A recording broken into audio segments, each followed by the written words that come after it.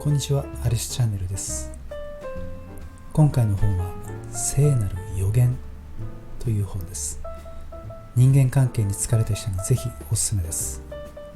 もう30年前の本なんですけども、世界中で大ベストセラーになっているスピリチュアル界では知らない人はいないという本らしいですね。内容は人類を進化させる知恵が書かれている古文書を探す物語になっています。冒険小説のような面白さもあるんですけども、今回は古文書の内容に焦点を当ててご紹介していきたいと思います。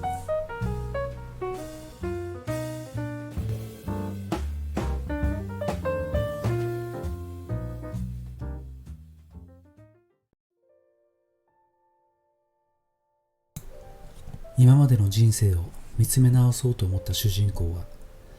かつて祖父が開拓した湖畔の別荘に滞在していました。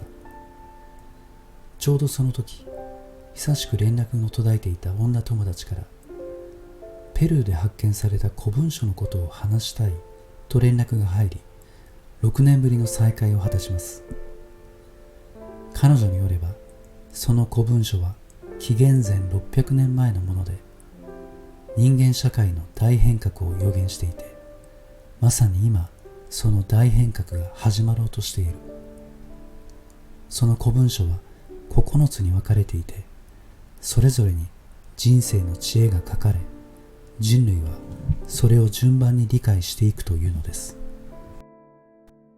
第一の知恵は、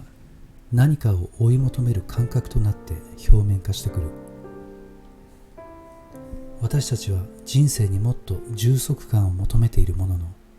それを満たしてくれるものが何かがわからないのが現代の病気である。そして本当は何を求めているのかわからない私たちは自分第一主義になり、互いに相手に過度の要求をしたり、相手が自分の世界に住むように期待して、自分のやりたいことに参加させようとして衝突が起きる。この主導権争いのために、男も女も同じ人と長く付き合うことができなくなるだろう。しかし、いずれ私たちは自分が何を求めているか、深い充足感を与えてくれるものは何なのかに気がつく。その気づきは、私たちの人生での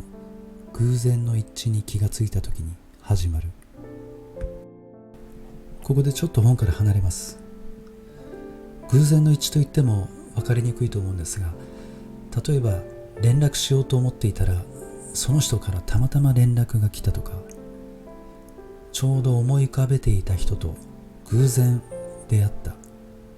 そんな感じです。有名なこんな話もあります。オズの魔法使いをご存知ですよね。もともとこの本の原作者はライマン・ボームという人で、1900年に本が出版されています。その後、ボームは1919年に亡くなるのですが、1939年、オズの魔法使いが初めて映画化されました。この映画で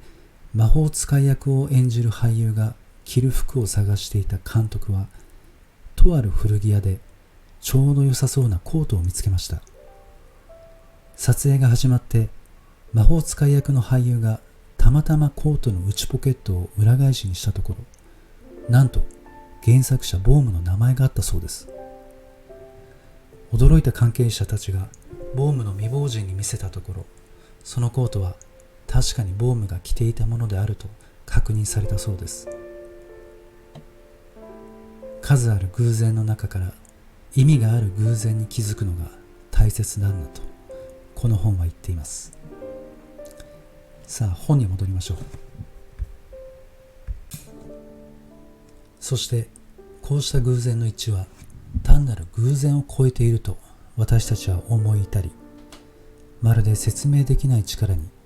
私たちの人生が導かれ、運命づけられているのではないかと感じます。その結果、私たちは神秘的な感覚を引き起こし、生き生きし始める。これが私たちが求めていたもの、深い充足感なのです。私たちはこうした神秘的な偶然の一致を体験していて、それが何かは分かっていなくても、それは現実だと知っている。偶然の一致に気づき、神秘的で大きな力に自分の運命が導かれていると感じること。しかし大体の人は、私たちの人生には何か神秘的な体験があると感じることはあっても、いつもの習慣的な考え方が邪魔をして、その感覚を無視してしまうのです。そこで第二の知恵が必要になるのです。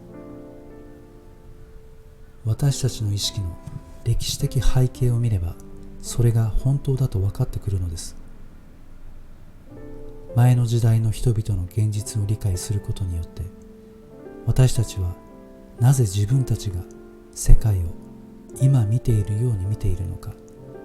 さらに進化するには自分に何ができるのかが分かるのです。第二の知恵は、こうした歴史的な展望を与えてくれる効果があります。西暦1000年から2000年の1000年間が終わるとき、すなわち現在、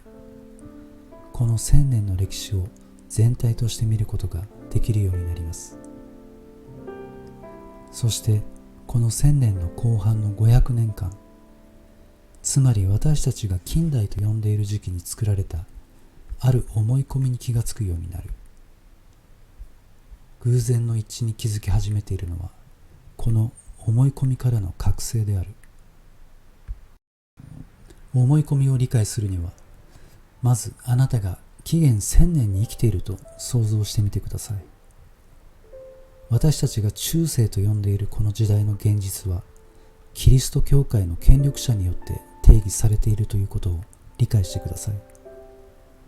彼らは人々の心に大きな影響力を持っていました。父親の属している階級の一員であるあなたを想像してください。貴族でも商人でも。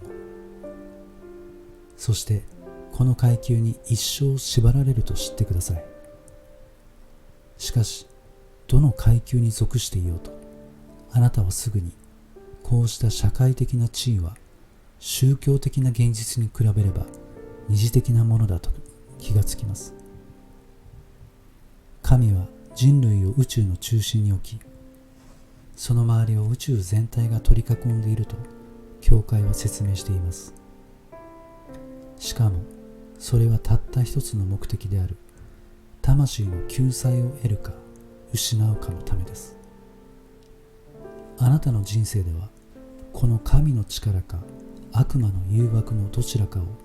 間違わずに選ばなくてはなりませんが、この試練にあなたは一人で立ち向かうわけではありません。というより、あなたはこの点に関して自分の地位を決める資格はありません。それは聖職者の仕事なのです。あなたが神の言いつけに従っているか、悪魔に誘惑されているかを判断するために、この人たちはいるのです。彼らの言いなりになれば、死後の生活は保証され、言いつけを守らないと破門されるのです。ここで理解しなければいけないことは、中世の世界ではあらゆることがあの世的な言葉で定義されていたということです。人生のすべての事柄、雨や雪、作物の出来不出来、愛する人の死に至るまで、すべてが神の意志か悪魔の仕業というわけです。この時代のあなたは完全に教会を信じています。あなたが当然のことと受け入れている世界は宗教的なものによってのみ動いています。しかし、あなたの世界観は14世紀から15世紀にかけて崩壊し始めます。まず教会の不正に気がつきます。彼らは人々が純潔の誓いを破ったり、政府の役人が聖書の掟を破ると、それを大目に見るために賄賂をもらっていたりしたのです。こうした不正はあなたに不信感を抱かせます。マルチン・ルターに率いられたグループは、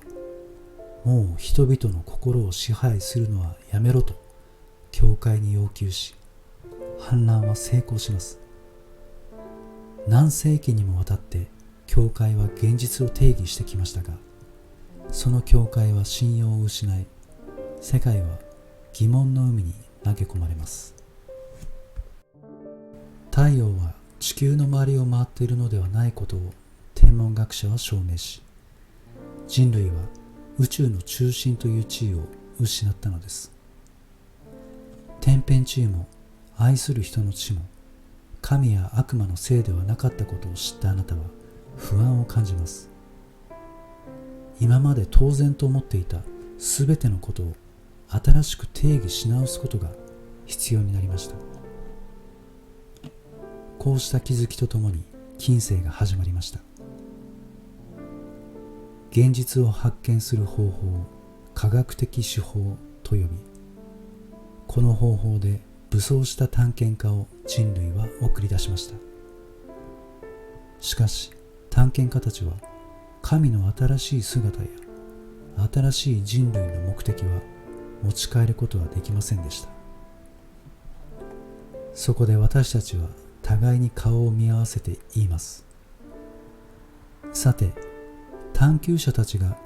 我々の新しい目的を把握して戻ってこないなら、それを待つ間、私たちは生活水準を上げ、もっと安心できるように働こうではないか。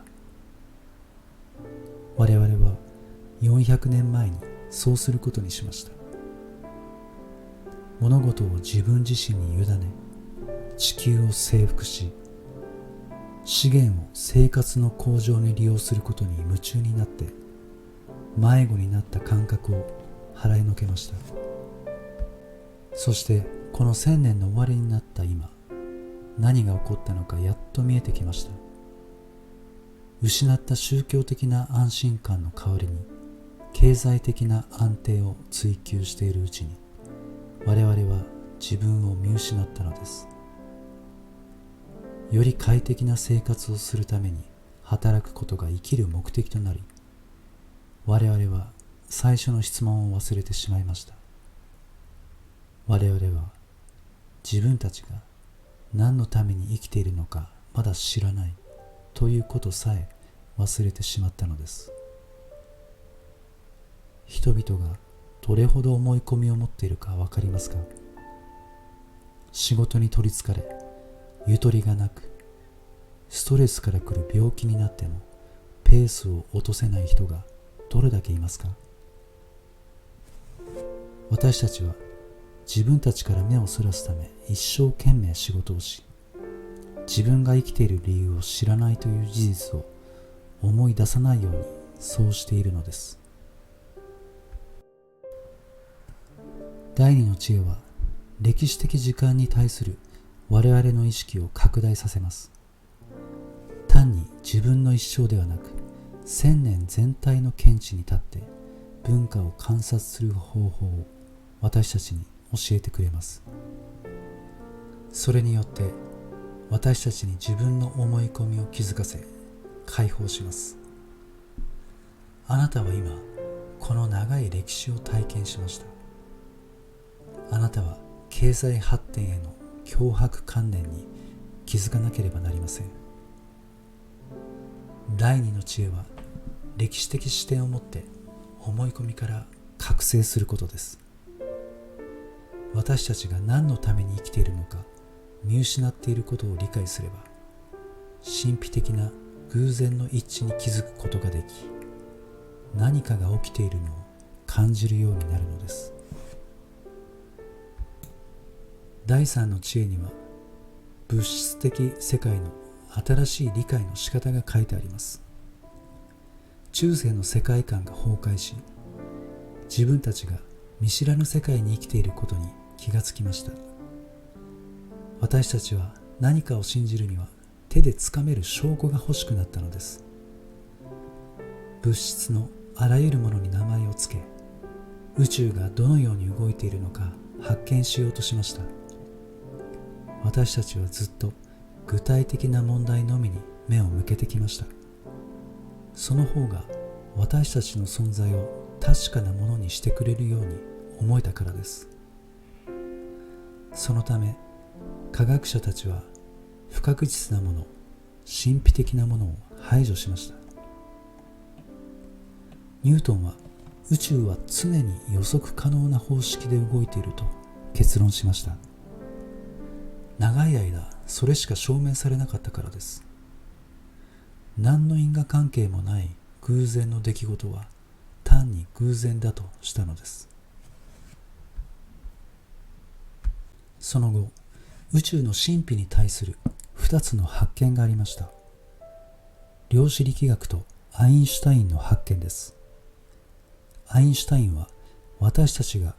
物質として認識しているものにはエネルギーがあると言って、一定のパターンでその中を駆け巡っていることを示しました。そして量子力学はエネルギーのパターンをどんどん微小なレベルまで見ていくと驚くべき結果が見られました。実験の結果、私たちが素粒子と呼んでいる小さなエネルギーの動きを観察しようとすると、観察するという行為そのものが結果を変えてしまうということが分かったのです。私たちの期待そのものが私たちのエネルギーを世界に流出させ、他のシステムに影響を与えるのです。例えば、同じ植物をグループに分け、あるグループには研究者が心の中で強く育てと呼びかけると、そのグループの植物は早く成長し、タンパク質もビタミンも多く含まれていたのです。また、誰かが性的な考えを抱くと、その人のエネルギーは渦を巻いてその対象となっている人に伸びていくのです。第三の知恵とは、宇宙はエネルギーそのものであり、そのエネルギーは他のエネルギーに作用する。ちょっと一旦本から離れます。この宇宙はエネルギーと聞くとちょっと分かりにくいという方もいると思います。ただよく考えると身の回りに結構あるんじゃないかなと思いました。例えばスポーツの試合なんかで観客にパワーをもらったって選手がよく言いますけども、これは確かに何かあるんじゃないかなと感じますよね。また視線を感じてその方向を見ると実際に誰かに見られていたというのもあると思うんですけど、なぜそう感じるんでしょうか。また会うと何か元気になれる人っていうのも周りにいると思うんですけども、こういう目に見えないエネルギーを感じるっていうことは実は日常的なものかもしれません。他に例を挙げてみると、神社の大祓の行事っていうのがありますね。僕たちが積み重ねてしまった汚れを払い清める儀式です。この儀式は片白という髪を人の形に切ったこういうのですね。これを自分の身代わりとして罪や汚れを引き受けさせて川に流すんです。汚れを片白に移すとき、片白に息を吐きかけるそうなんですけど、これはなんだかマイナスのエネルギーを片白に移していると言えるかもしれません。この儀式は平安時代からあるそうです。さて本に戻ります。第4の知恵は、人間はいつか宇宙が動的なエネルギーから成り立っていることを理解するようになる。しかも自分たちがこのエネルギーから切り離されていたこと、そのために不足感を感じていたことも理解するようになる。不足感に直面した私たちは、常に自分が知っている唯一の方法で自分の個人的なエネルギーを増やそうとする。すなわち他人からエネルギーを盗もうとするのだ。この無意識の競争こそ人類の争いの根底にあるものなのだ。他の人間を支配するとき、おそらくその人は相手のエネルギーを受け取るのです。他人を犠牲にして自分を満たすのです。そしてこれこそ我々を突き動かしているものなのです。大部分の人はまだこうしたことに気がついていません。我々が知っているのは、我々は何かが足りないと感じていて、他人を支配しているときは気分がいいということだけです。この気分の良さは他人を犠牲にした上でのものだということを私たちは気づいていないのです。私たちが盗むのは他人のエネルギーで、大部分の人は他人のエネルギーを追いかけて一生を過ごしています。もちろん進んでエネルギーを送ってくれる人に出会ったりもします。また誰かが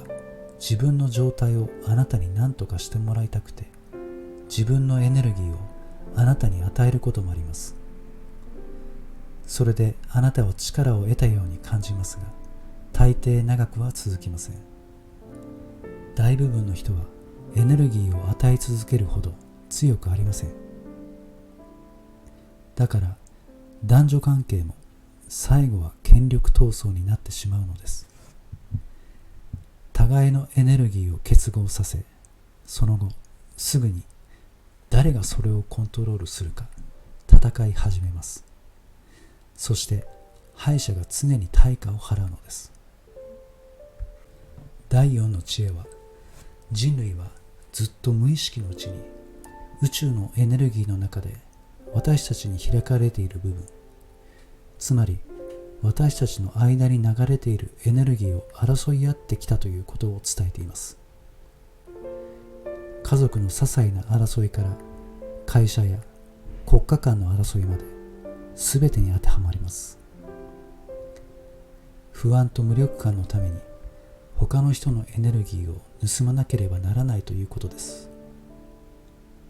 第4の知恵を理解することは、人間の世界をエネルギーを追い求める巨大な競技だとみなすことです。しかし、一度自分たちの闘争を理解すれば、私たちはすぐにこの争いから目覚める。人間のエネルギーだけを競い合う競技から自由になる。なぜなら、ついに他のエネルギー源からエネルギーを受け取ることができるようになるからだ。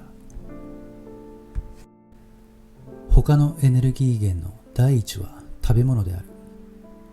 しかし、食べ物のエネルギーを吸収するには、食べ物に感謝をしなければなりません。食べる前にお祈りをするのはそのためです。それもただ感謝するだけでなく、食事を聖なる体験にするためです。そうすれば、食べ物のエネルギーがあなたの体に入るようになります。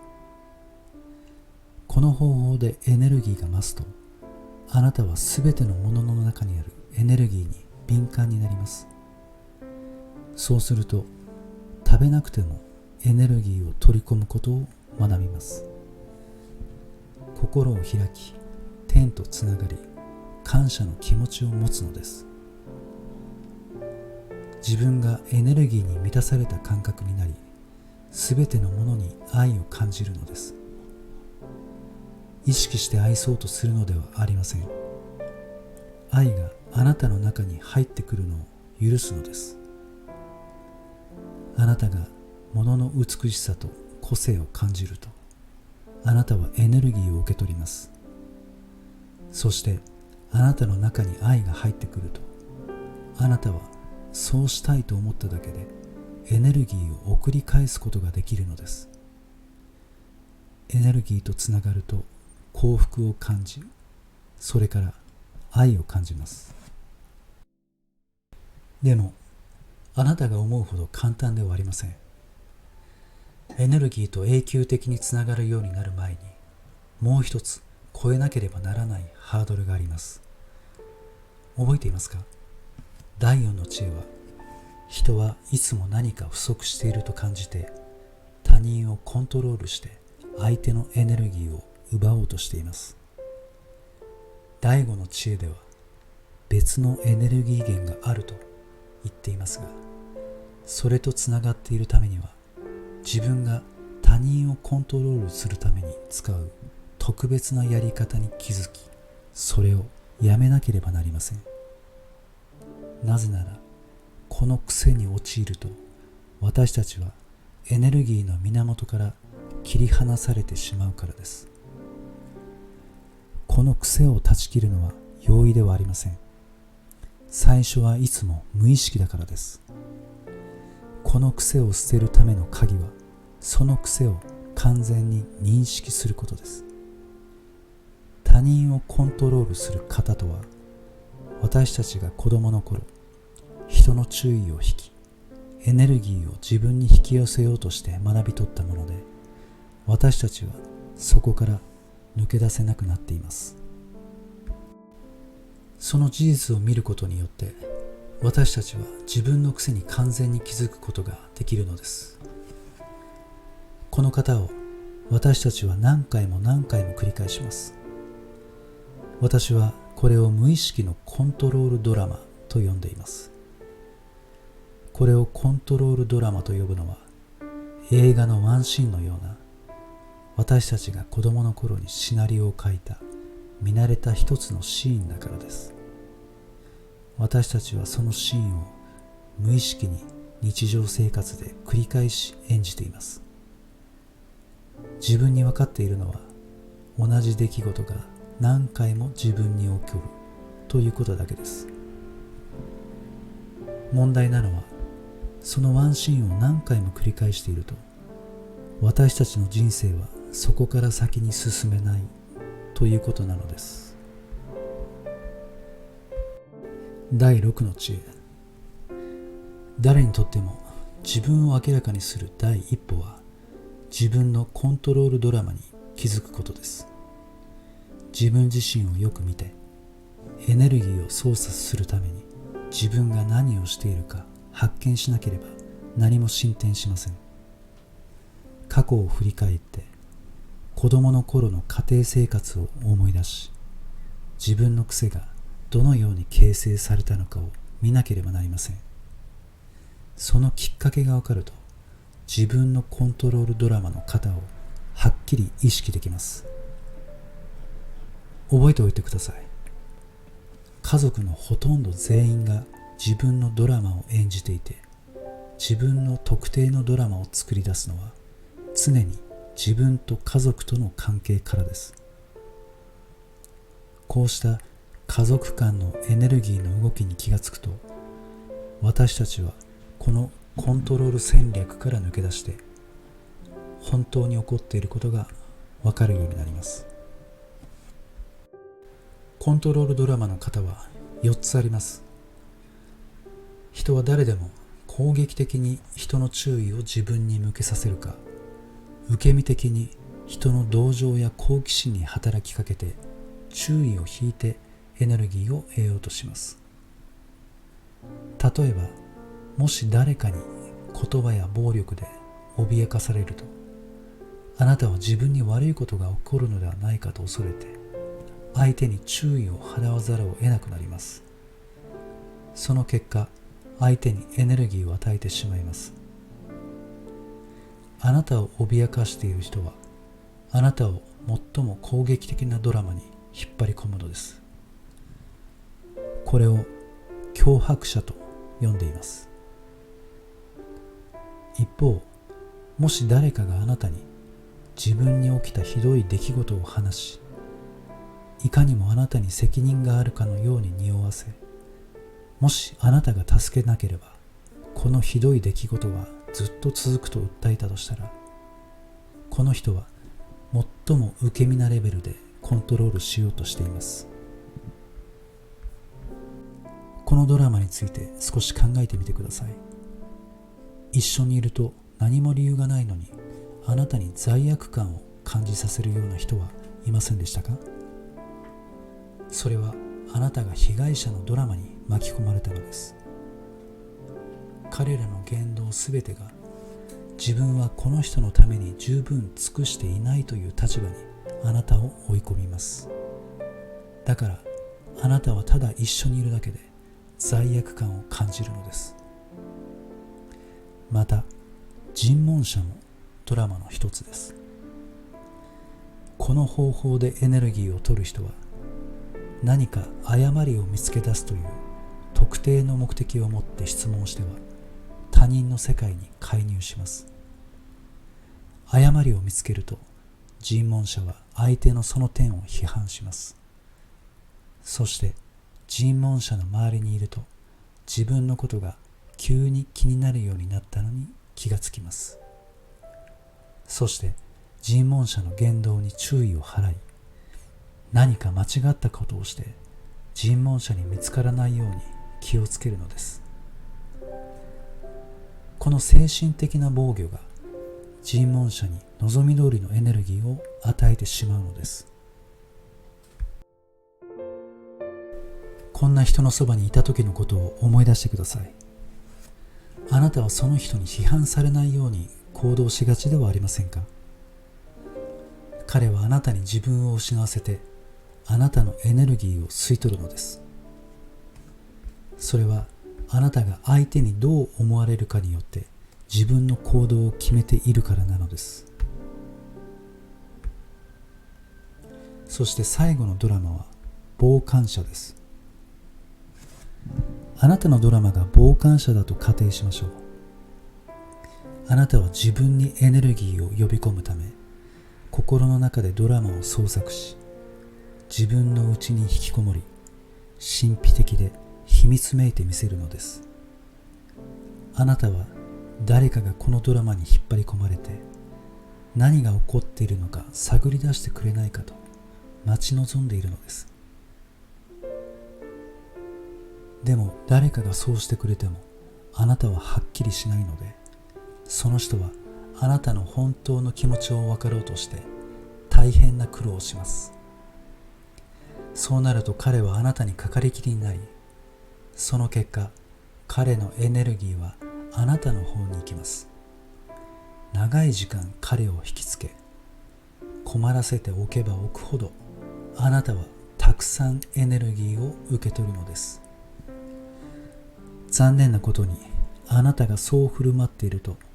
あなたの人生はそこから進みません。あなたはこの同じシーンを何回も繰り返しているだけだからです。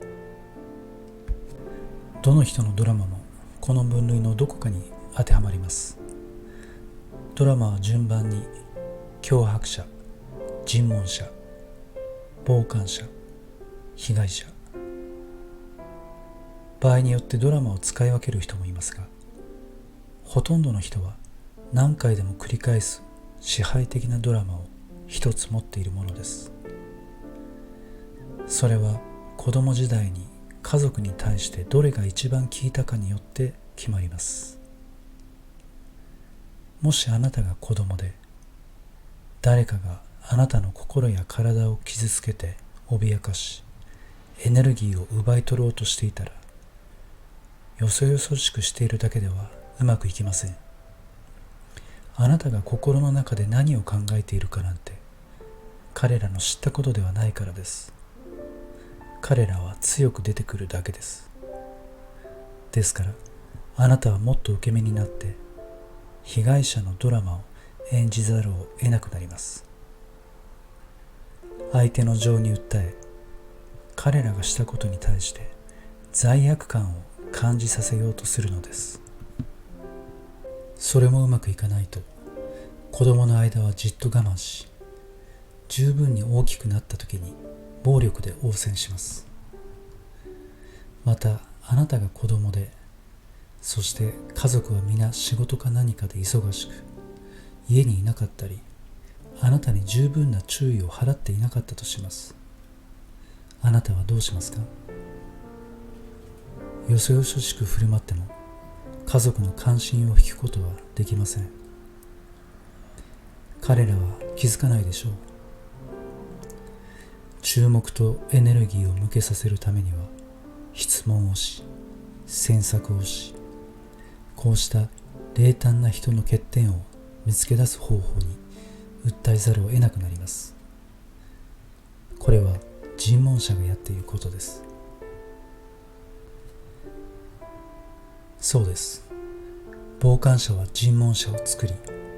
尋問者は傍観者を作るのです。脅迫者は被害者を作り、うまくいかないともう一人の脅迫者が生まれます。こうしてコントロールドラマはどこまでも続いていくのです。でも他人の演じているドラマは見えても、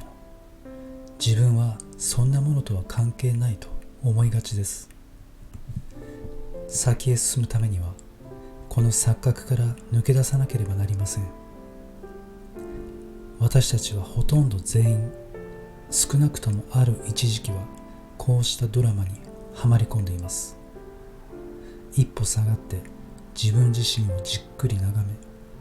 それが何のドラマか発見しなければならないのです。自分のドラマが分かれば、今までの無意識的な行動から抜け出してずっと自由になれます。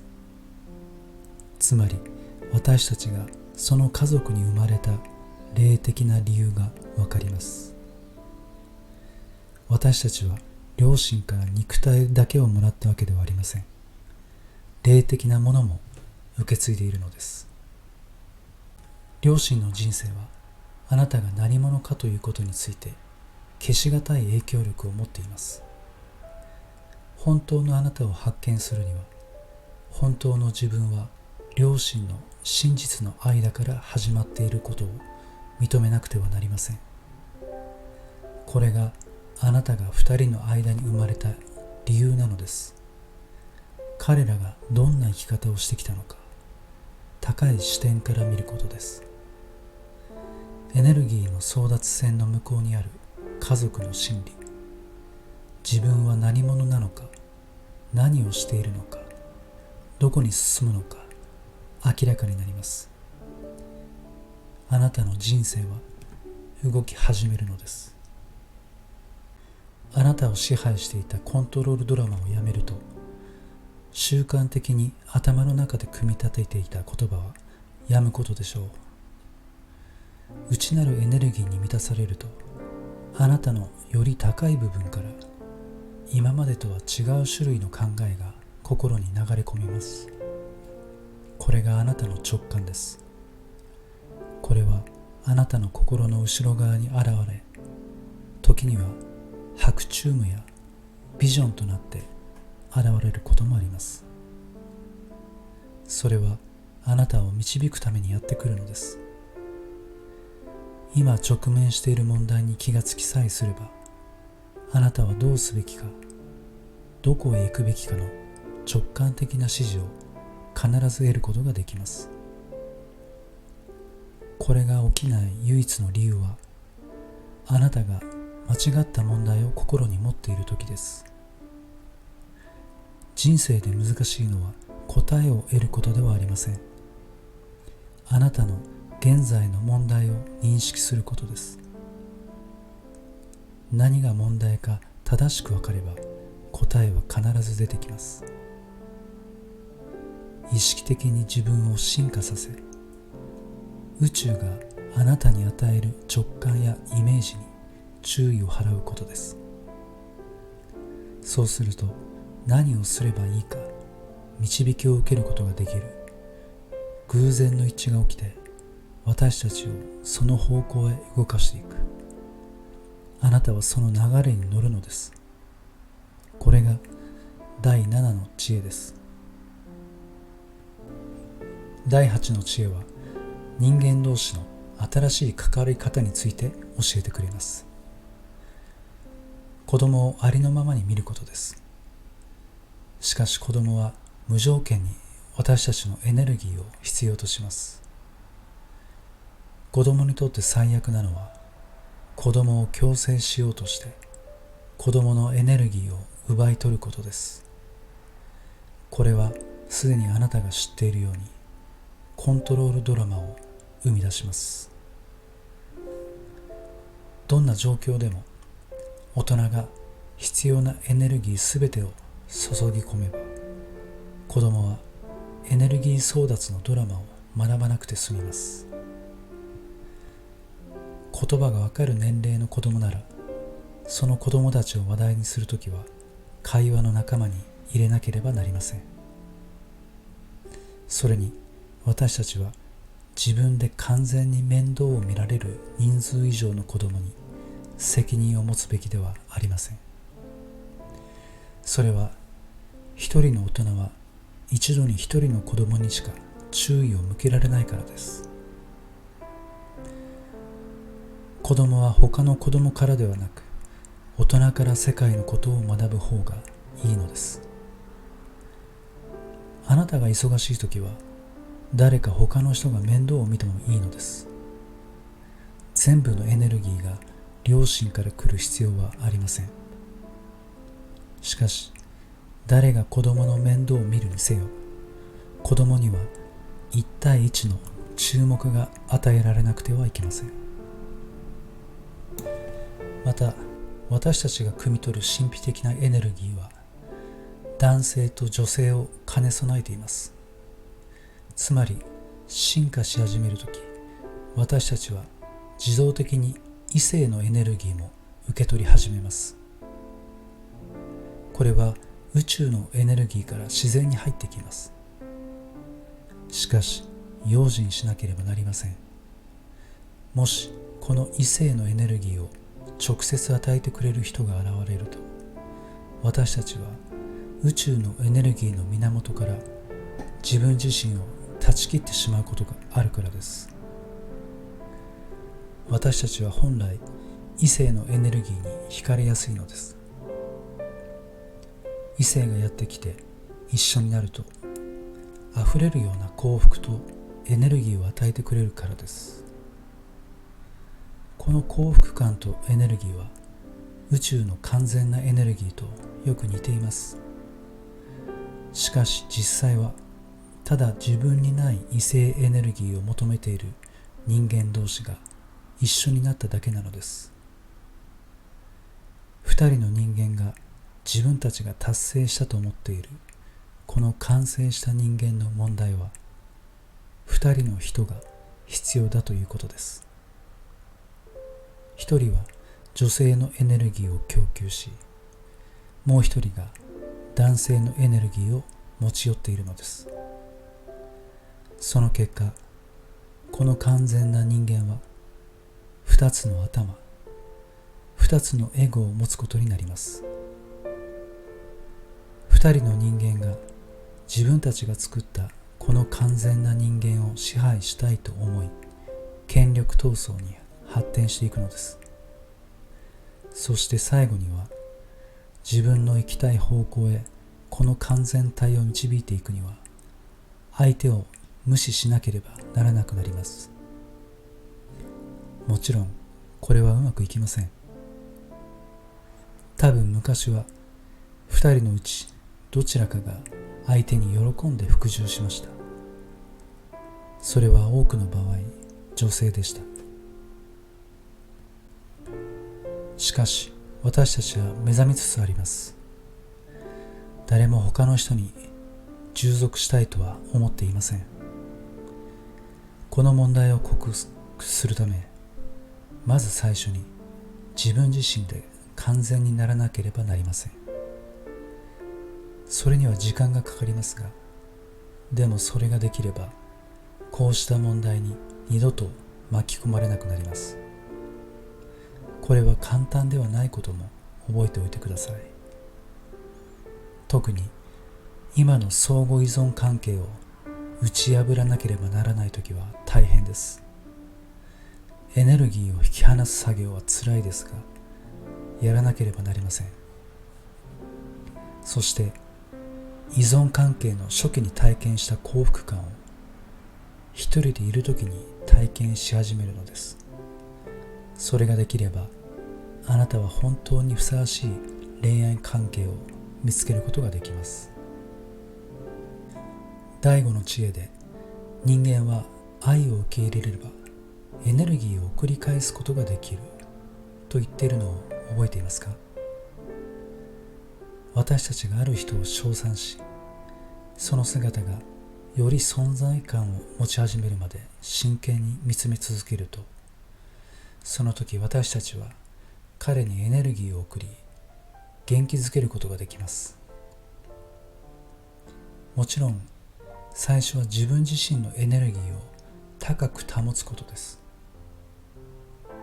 自分の中へとエネルギーの流れを起こし、私たちを通して他の人に流れていきます。その姿の、その内面の美しさを称賛すればするほど、たくさんのエネルギーが彼らに流れ込んで、そして私たちにも流れ込むのです。これはとても楽しいことです。人を愛し称賛すればするほど、大量のエネルギーが自分の中に流れ込むのですから。人を愛することは自分のためにできる最高のことなのです。ここで本書の要約を終わります。本の中では最後の古文書を発見することになりますが、この動画で関心を持っていただけたらぜひ本を手に取ってみてください。ではまたお会いしましょう。